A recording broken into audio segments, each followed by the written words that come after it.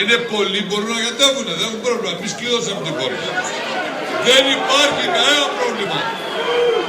Εξάλλου, ο πρόεδρος του Συλλόγου των Εργαζομένων της Περιφερειακής Ενότητας, ο δικός μας πρόεδρος, ήταν ο προηγούμενος που μίλησε, Αντώνη.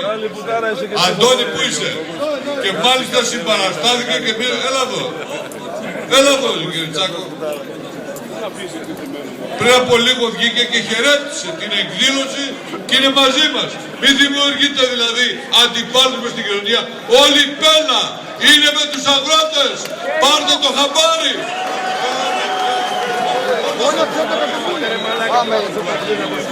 Συγγνώμη, με δική τους πρωτοβουλία κατέβηκαν οι εργαζόμενοι. Παίρνω πίσω. Η γεωπόνη, όλος ο κλάδος, όλοι είναι μαζί σας. Και όσο και αυτό που ακούστηκε ότι ο κύριος Αντιπεριφερειάρχης δεν ήταν στα μπλόκα, είναι λάθος, παιδιά. Τουλάχιστον σε εμάς εκεί στο πλεύρωμα ήταν συνέχεια μαζί μας.